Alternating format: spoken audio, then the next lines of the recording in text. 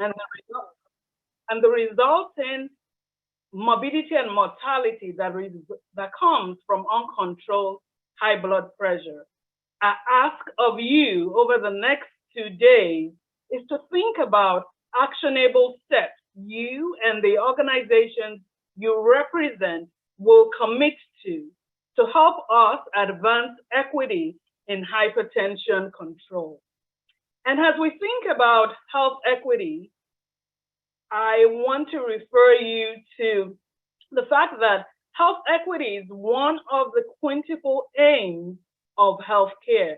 And as it relates to cardiovascular care, the American College of Cardiology defines health equity as a human right that allows everyone to achieve the best cardiovascular health and outcomes by overcoming all avoidable barriers to care.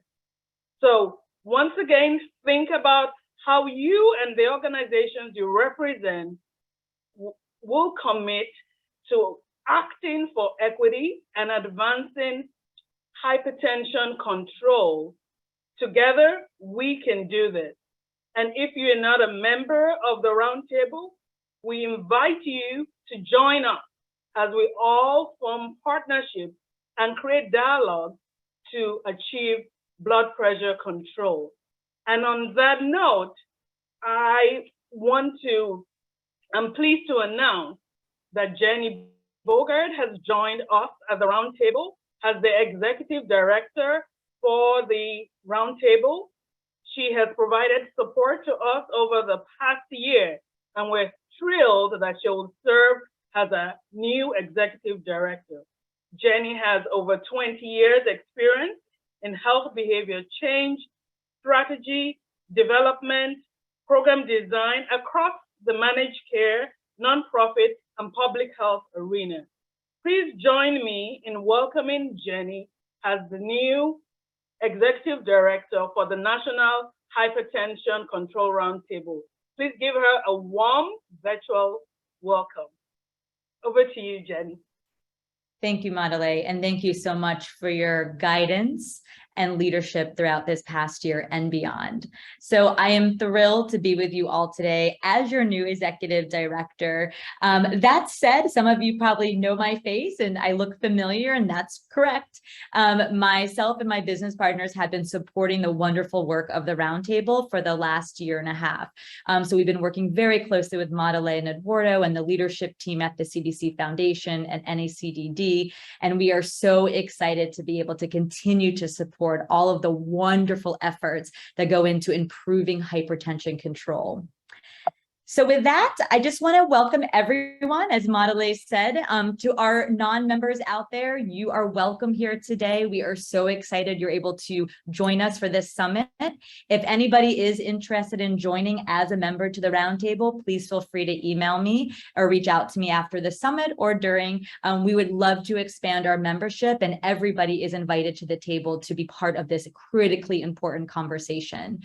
So as a reminder to those who may not be as familiar to the work that we do, our mission is to eliminate disparities in hypertension control through dialogue, partnership, evidence, and innovation. And our vision is simple. It's to extend healthy life for all. And that's simple, but it's such a powerful statement and really is our North Star. And everything that we do as a Roundtable really takes us back to that North Star, is how do we truly extend healthy life for everyone in every community. Our values are not surprising to those who know us. You know, we're focusing on health equity. Our whole day today is focused on health equity. We also focus on collective action. You know, what we can do together is so much more powerful than what we would individually be doing in our silos. We are person-centered in all that we do, and we are guided by evidence-based. So while we might be sitting here virtually together at this summit, I do want to point out that this Roundtable is full of action. So there's so many things that are happening behind the scenes throughout the year from our last summit that I just want to spend a few minutes to share those highlights. After the summit last year, we launched 2 action teams, and this came out of some wonderful dialogue that took place last year. And we've really thought about what should we be focusing on and really diving in deeper into. And 2 ideas came to life: programs and practices and partnerships. These teams met periodically throughout the last year, and we really leaned on those members for their guidance and insight as to what we should be able to do and what we should be focusing on. And some of our panel sessions at this summit today and tomorrow are a reflection of the work that we did. So I'm really excited that that came to life and that we're able to really invite some amazing panelists to talk about partnerships, innovative partnerships, and programs and practices. We also had an open application for new steering committee members, and I'm so excited. I'll be sharing that list of new members. They will be serving on the steering committee for 2023 to 2025. We also have a new co-chair, which I will be announcing in a few minutes. Some of you who were part of the dialogue might already know the great information, but I will be sharing our new co-chair. We have a new executive director, myself. Again, I'm incredibly excited to be leading this group.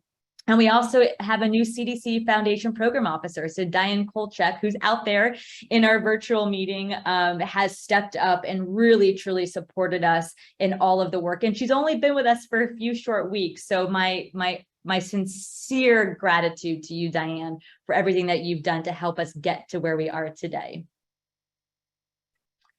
So as I mentioned, and as Dr. Ogunniyi kicked us off, we are so honored that you will continue to be our co-chair for 2023. And then I'm so incredibly excited to welcome Dr. Jaime Murillo, this Senior Vice President and CMO at Optum Labs at UHG Research and Development as part of United Health Group. He will be serving from 2023 to 2025, and I'm looking forward to continuing to work with him and really support Modele and Jaime's vision and direction that they want to take this roundtable. With that, I want to acknowledge Dr. Eduardo Sanchez, who has been with us since day one and was in the co-chair role until the end of this year. So Eduardo, I don't see you on my screen. I know you're out there, and I really want to share my sincere gratitude to you for leading us from the inception to the end of this year. I hope you're not going far. We still want to see you on our leadership team and executive committee teams. But thank you for all that you do and that you continue to do to raise awareness around hypertension control. So I just want to briefly share our new members. We had so much interest for new steering committee members, as well as some familiar faces wanted to renew their membership. So these are the new steering committee members. They're over 2 slides, but I just want to take a moment. I won't call anybody out right now.